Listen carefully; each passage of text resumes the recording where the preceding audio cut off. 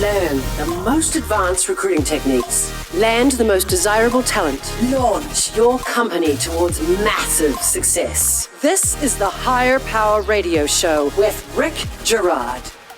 So the key to a successful hiring isn't in uncovering evidence of a person's ability to align culturally and professionally with your unique company. None of this evidence is on a resume. So how do we gather evidence? Well, first, not shortcutting the interview process.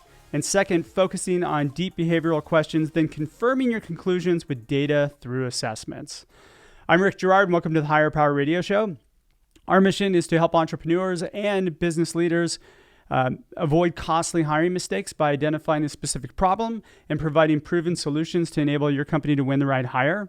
We share insights from top-performing rebel entrepreneurs, disruptors, and industry experts like our guest today, Mr. Josh Millet. He is the founder and CEO of our new sponsor, Criteria Corp. Josh started the Criteria Corp in 2006 with the vision to create a SaaS-based pre-employment testing service that would make the highest quality employee assessment tools accessible to companies of all sizes.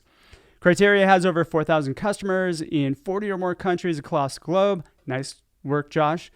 And their pre-employment tests are an efficient and reliable means of gaining insights into the abilities of tendencies of potential employees, which is what makes Josh the perfect expert for today's topic. Josh, welcome to the Higher Power Radio Show. Thanks, Rick. Thanks for having me on. Yeah, it's great to have you. So today we're going to be discussing assessments, and specifically assessments versus resumes, because I think we both have a hate for, well, at least I know I do. I have a hate for resumes. Sorry. A hate relationship with resumes. Yeah, I just don't love them. I just don't love them anymore. So we're going to talk about assessments versus resumes. We're going to talk about why and how to use assessments effectively. And we're going to share a process to properly assess the person you want to hire, both passive and active candidates. We got a lot to bite off today. Sound like a plan? Yeah, sounds good. All right, perfect, Josh. So let's start by talking about assessments because now share with me some data or some of your thoughts on why assessments are critical in finding the right people for your company. Yeah, absolutely.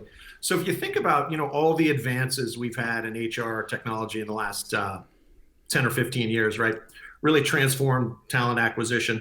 But the thing that always sticks with me is we haven't gotten that much better at hiring people, right? In terms of making good hiring decisions. So there was a big study recently that showed that 54%, this was across, dozens of different industries in the US, that showed that the hiring success rate in the US is 54%, which the other side of that, of course, is that 46% of all new hires are unsuccessful in the first year, was how this study defined it.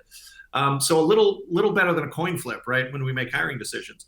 At Criteria, we think that the problem is that despite all these great new HR technologies, we're just making decisions on candidates sometimes in very flawed ways. And as you kind of hinted up top, Rick, we think one of the main culprits is the resume, right? So if you think about it, the resume is like a 70-year-old tool, right? It hasn't changed much since like World War II, right?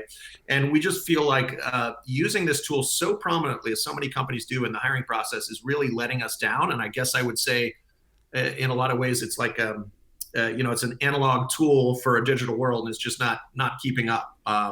And there's a lot of research out there that shows that resumes are really what statisticians would call a really weak signal, right? They're just not very good at predicting an outcome. And so we think we can do a lot better, and some of the shortcomings of resumes you can overcome by using assessments in a strategic and talent and targeted way. Yeah, and I think my audience has heard me bitch about resumes so often on the show. They're probably tired of hearing it. But I'm not breaking news there, right? Yeah. No, it's true though. I mean, they're so flawed, and the fact is that I found that people with bad resumes tend to be the best people, and people who have really good resumes tend to be the worst. And if you're basing it off of just a piece of paper that has a bunch of words on it, you're just not getting everything. That you're not getting even a tenth of the picture of whether or not that person's going to be able to perform well in your organization. And that's the most important piece.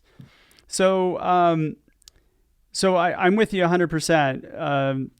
So what is so how do we solve this problem with assessments? I mean, I like the idea of just being able to give somebody an assessment up front and not have to use a resume. And a lot of times I do an assessment of each person that I talk to verbally to find out how good they are. But you know, and this is more valuable, especially with when you're getting 100 resumes, to be able to tap into that platform, correct? Yeah, that's right. And I think, you know, if you think about it, what a resume is supposed to be doing, they're supposed to be giving you a good way to, in a really efficient way to gather data on prospective candidates, right? And they're just not good at that. They're not a good way of doing that. So if you think about how we should construct a way of getting to know candidates better in a way that scales and that's efficient, I think resumes are falling short on virtually every count, right? So what you'd ideally want, if you're, you know, the better the data you gather on a candidate, the better hiring decisions you're going to make ultimately, right? So if you have accurate and objective info, that's really important, right? There's just a ton of data that shows, I think I read that 85% of resumes contain some kind of falsehood or you know, kind of extreme exaggeration. So the data, first of all, isn't accurate. You know, the data should be objective rather than being written by the person who's applying, right? Second problem with resumes. There's also a lot of newer research that shows that, you know, what we should all be trying to do in terms of making good hiring decisions, or any kind of decisions really, is removing subjectivity and bias from the equation. And in the last 10 or 15 years, I'm sure your listeners are familiar with a lot of this, Rick, but you know, there's been works by like Malcolm Gladwell and other authors that are really synthesizing all this new research that behavioral economists and psychologists have done that shows that all humans have these sets of unconscious biases that really can sabotage or hijack, you know, good rational decision making. And my favorite example of that with the resume and how they really inject a ton of bias into the process is, you know, it's often, let's say the recruiters or the hiring manager's first sort of point of contact is the resume, right? They did a study, I think it was in Boston to Chicago a couple of years ago, where they sent out, you know, thousands of fake resumes, and they tracked callback rates. And then when they altered the names on the resumes from either, you know, white sounding names to ethnic sounding names, or then they repeated, I think, with just changing the gender of the names, they got dramatically different results where white candidates and male candidates tended to get callback rates that were dramatically higher, sometimes 50% as high as the other resumes. And the resumes were identical except for the name at the top, right? And if you think about this, right, it's often HR departments are really progressive. They're certainly focused on avoiding bias, but these are unconscious biases we have in our head of like, what does the perfect person for this role look like, just as a mental image, right? Yeah. So we're not purposefully discriminating against anyone here. It's just this unconscious bias that creeps into the process.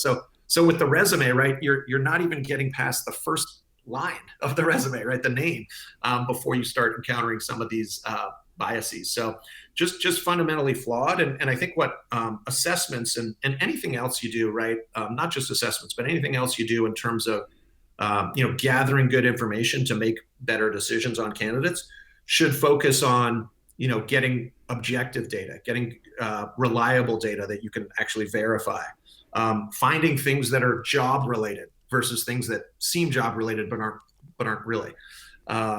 So assessments can really help with that, and we can talk about some of the different kinds of assessments there. But you know, what you want to construct as an information gathering mechanism is in a lot of ways like the anti-resume, right? You want it to be objective, you want it to be reliable information, and you know, think about it too. Like the resume is just a list of past experience, typically, right? Which can be helpful, but it doesn't tell you much about what they could do in the future. And that is true. So you know, so some assessments can actually get at things that predict, you know, adaptability and learning ability and ability to grow. And you really can't get that as much from a resume too. Yeah, I agree 100%. And, you know, I think job history and contact information are the most valuable pieces on a resume. And, you know, and there's a lot of weight also put into educational background. I think people are screened out because of that. Yeah, There was an that's it. there That's was right. an experiment they went around years ago where they took I think it was like Mark Zuckerberg or Bill Gates's resume, and they kind of just beefed it, like they took all the stuff out of it and they sent it out, and because there was no educational background or no finishing, they didn't get very many callbacks. But I mean, That's right. Yep. who wouldn't want to hire Bill Gates into their company? You know what I mean? Like, Right. And that's an example, right, of another piece of information that is relevant sometimes, but is again a pretty weak signal, right? So a lot of big companies, I know you know this, Rick, are like Facebook. You mentioned Zuckerberg. Facebook has stopped asking for degree requirements or stopped insisting on them. thank God, yeah. Yeah. And it's just, especially in a tight economy, maybe this will shift a little moving forward, but everyone's trying to hire the top CS people from Stanford, right? The top computer scientists from Stanford. So, the innovative companies that are really thinking about it are, trying to get at the same things that you would get at through educational achievement in more innovative ways. Like, there's plenty of smart programmers who just went to community college. So the question is, how do you find those? How do you find that talent? And the resume isn't isn't going to surface those people often. Nope, not at all. All right, so why are assessments a good answer to a resume? Why should they replace it?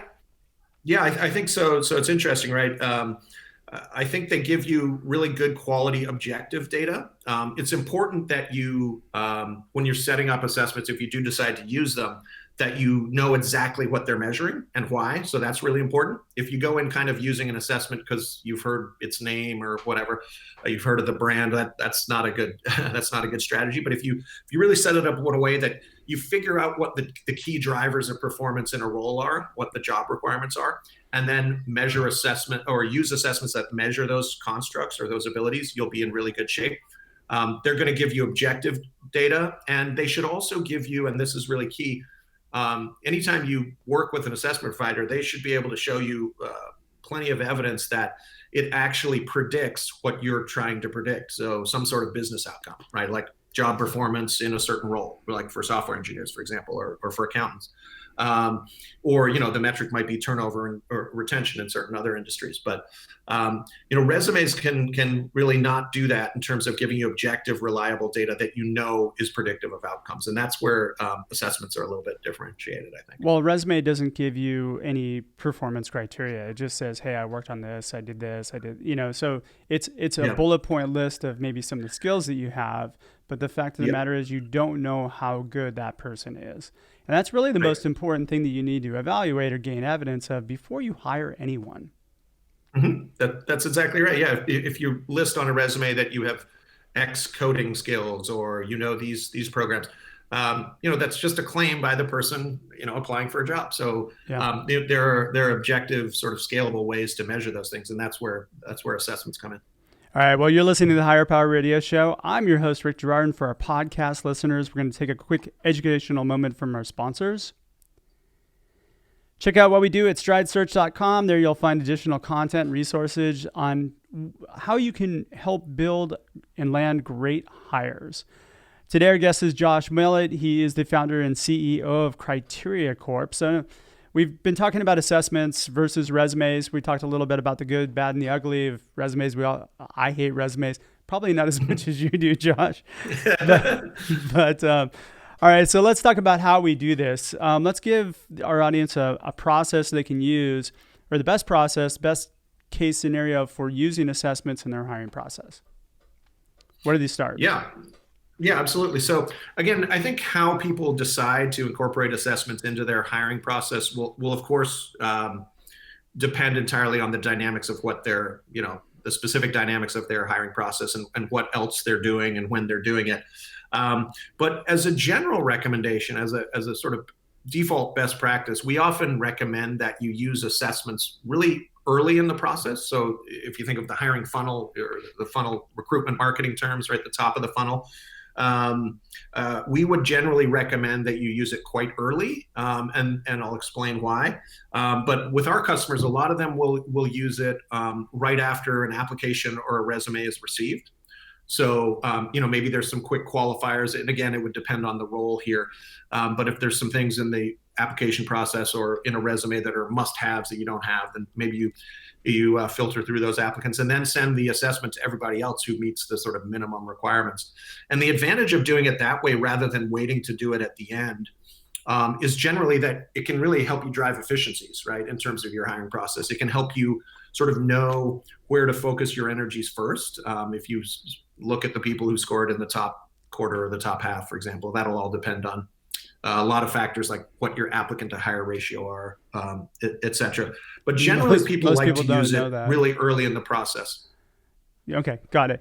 So most people don't know that, which is kind of an interesting thing, right? Like they don't know what their applicant to hire process or like ratio is. So let's break this down. Now there's two types of candidates, and I always say treat them the same way: active and passive candidates. Active are people who respond to your job posting, which I'm guessing right now, if you do a job posting, you're going to get a lot of applicants. And then you have passive people. You know, I like to treat these kind of very similar, but you do have to kind of tweak it a little bit. Active candidates, you can run an assessment in the application process, correct? Yeah, that's right. I think your instinct is right there that, when it comes to assessments, you kind of want to be sensitive to that active versus passive dynamic. We talked about using it early in the process, and some of our customers even take it further, and they'll actually embed the link to the assessments right in the job posting. So they upload their resume and take the assessment through our software at the same time. But I think that's right. With active candidates who are applying through a job post, you can really benefit from using it very early on to get that initial data point, or if you're maybe giving 2 or 3 assessments, those different data points early on, and that way you have it on all candidates. And the dynamic's a little different, I think, when you're talking about more passive candidates. See, I almost think that if you're going to try and set yourself aside from other companies, if you just say, hey, look, we don't even want a resume. We just want you to do this assessment and give us your contact information. If you want to paste your resume in, great, but we don't need it. I think that's a far better interview process and probably more impressive than what everybody else is doing, because they're all basing it on a resume. Yeah, you're preaching to the choir here. I will say that most of our customers have not gotten rid of the resume, and even we as a company, when we do our own hires, we haven't either. I think it's just really important, and we try to educate our customers about this, and I think a lot of them are sold before we talk to them about this, is that really talking about the limitations of the resume. I mean, if you think about it, it is a pretty efficient way to get a general introduction to a candidate, is take a glance at this sort of one-page summary. But we've been over relying on it, I think, and especially a lot of HR technologies are based around the resumes and doing smart things with AI and things like that around the resume. The issue is, though, if the fundamental document itself is not very helpful, then no amount of machine learning or anything you can apply to it is going to make it a better source of information. If it's not a good, it's a garbage in, garbage out scenario. Yeah, because it's just matching buzzwords and bullshit, pretty much, right? Like it's exactly, and it's coaching it's teaching bad habits like keyword packing and things like that people do when they construct resumes. So it's not really helpful. I think that the thing that most of our customers will do is they'll sometimes collect the assessments at the same time as the resume, and others will use it a little later on, but still pretty early in the process. So you get this data point on lots of different candidates.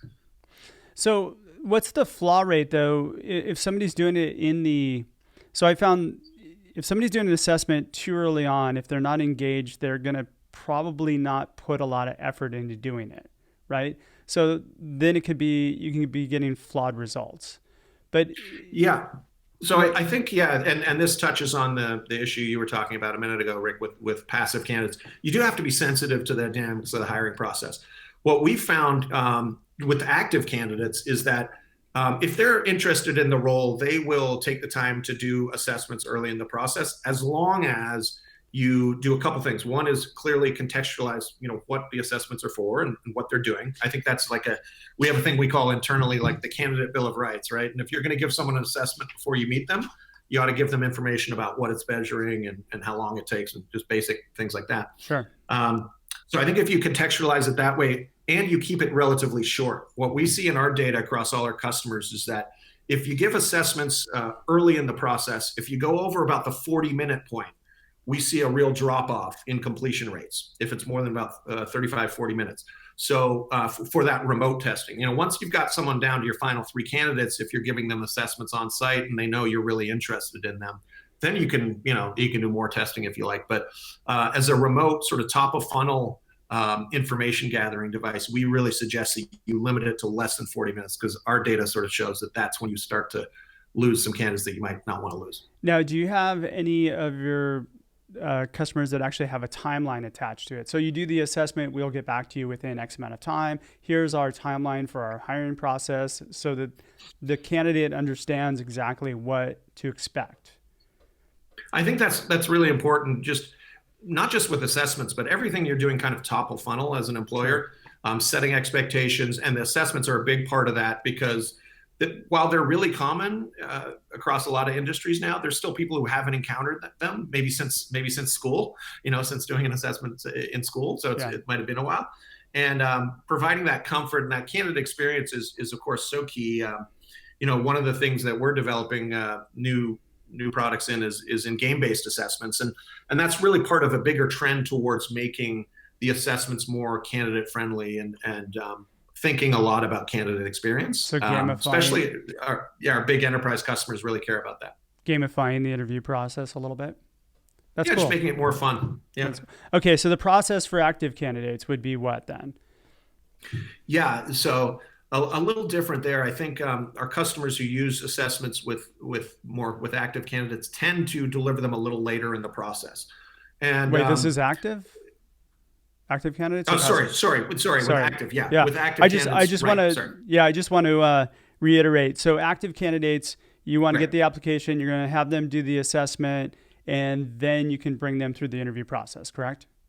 That's right. Yeah. Okay. So you do a top of funnel with active candidates, and typically it's used as one of the key criteria for understanding who's going to move on to the next stage. So if you've got 100 applicants and you can only, from a time perspective, afford to phone screen, let's say that's the next step, 12 of them, then the assessments together with whatever else information you gather is going to be used as a way to know, okay, who are my first 12 phone screens? Perfect. Okay. Love that. All right. And then I'll hop ahead to where you just were. Sorry, I didn't mean to cut you off there. So then for passive candidates, somebody who's not actively looking, and I found that when people aren't engaged yet, if you have them do a test or do something, they just won't show up for it, so they have to be emotionally attached to it or have to have some sort of interest that's playing into that. So what's the best practice, or what would you recommend if you're searching out passive people? When do you give them an assessment? What would be the process for that? Yeah, I think you're right. Totally different dynamic with passive. And what we see there is customers that are using assessments will administer it significantly down funnel. So, and it's really kind of used functionally in a different way there, right? It's sometimes right before they come in for an interview. That's one common way to do it. So maybe typically after a phone screen or something like that, but before an in-person interview. And then some other customers will only use it actually for the people that come into the interview, and at the same time as you're doing the on-site interview, you might give an assessment as well. I'd say the first case is a little more common because what you don't want to have is if you're down to your final 3 interviews and then everyone gets a bad assessment result, and it just injects doubt into the process, maybe at a time when you don't want doubt. So I think the most common way to use them is just before the in-person interviews, where maybe you're giving it to all the people you're interviewing or all the people you're considering interviewing. I would agree with that 100%. What I have found though is that person needs to have a conversation with the hiring manager or the hiring authority, the entrepreneur, the CEOs. Like if you're a entrepreneur and you're starting your own company, you need to have the conversation with them, not an office administrator or somebody like that. You need to gain that emotional engagement. They have to be attached to you and want to work with you. If there's a little bit of a desire there, then they're going to be really interested in doing well in that assessment. Otherwise, they just won't do it. I think that's absolutely right. It's sort of the next step towards really contextualizing why you're asking them to do this. And of course, there's so much sales that goes on with passive candidates as well. So you've got to take all those dynamics into account. And that's why typically it would be like later stage. and really explaining what the purpose of the assessment is on an individual basis. So very true. All right, we're coming up pretty short on time. Josh, what would be 2 or 3 key takeaways that our audience can plug into their businesses today? Yeah, takeaways, if you are looking at using assessments and want to get beyond the resume, I would say the 3 takeaways would be, things we mentioned earlier a little bit, like making sure if you are going to use assessments, it's really critical to understand what they're measuring and why, because you'll hear a lot of sales pitches about, great new science behind an assessment. But if you don't understand it or aren't 100% comfortable with it, you shouldn't use it. So for a lot of reasons. So understanding what the assessment measures that you're looking at and why is really important. So that's the first thing. Know what's in the assessments you're thinking about using. A related point would be make sure they're well validated, right? So any assessment vendor should be able to show you evidence that they have consistently predicted outcomes, predicted business outcomes that you're looking for, and predict performance. So make sure they're valid, we say. And that should be as simple as asking the test publisher or whoever you're working with to show you that evidence. And if they can't, that's a red flag. And then that point we talked about finally, Rick, just a minute ago, is I think what we found with our customer base is the ones who see the most value in the assessments tend to be the ones who are using it earliest in the process or earlier in the process.